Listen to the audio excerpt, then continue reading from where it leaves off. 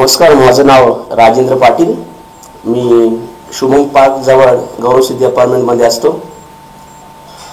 माझं profession actually मी Reliance Cholamandalam IFFCO Tokyo आणि बजाज याची माझ्याकडे ब्रोकरशिप आहे आणि इन्शुरन्स कंपनीच्या माध्यमातून मला बऱ्याचपैकी असं संगतगुत आणि असे माझे फ्रेंड सर्कल भेटलं की त्यामुळे मला जास्त व्यसनाधीन व्हावं लागलं.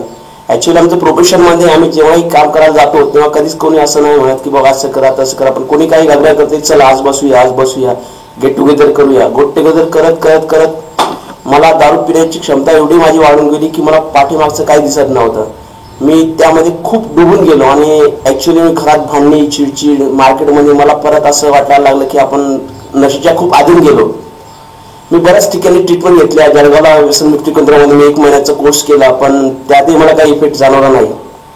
मग काही दिवसानंतर मला असं जाणवलं की मला 2 मित्र असे भेटले. त्यांनी सांगितलं की डॉक्टर सिंग म्हणून सिडकोमध्ये आहेत, ते होमिओपॅथी आहेत, त्यांच्याकडे तू ट्रीटमेंट घे, तुला रिझल्ट नक्कीच जाणवेल.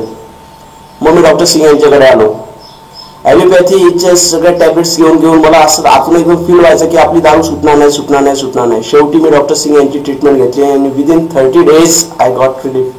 मला खूप रिलीफ मिळाला आणि मार्केटमध्ये मला उत्साह एक जाणवला की नशेच्या अधीन जाऊन कुठलाच काही फायदा होत नाही. अननेसेसरी पैसा वेस्ट होतो, समाजात बदनामी होते, परिवारामध्ये चिडचिड निर्माण होते, इफेक्ट म्हणजे असे एकदम प्रॉब्लेमॅटिक जाणवले. आणि मी एकच रिक्वेस्ट करतो मी की जर तुम्ही पण ड्रिंक्स वगैरे जास्त प्रमाणात करत असाल तर मे बी याला अवॉइड करा, कारण मी माझी फिलिंग आणि माझ्या ज्या भावना आहेत ह्या तुमच्यापर्यंत पोहोचवण्याचा फक्त याच्यातनं माध्यमात एक प्रयत्न केलेला.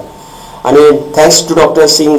म्हणजे काय बोलूयात त्यांच्याबद्दल, त्यांनी म्हणजे एक परमेश्वरासारखेच ते अवतरले आणि ती काय असतात शेवटी आता मी इच्छे पुढे बस.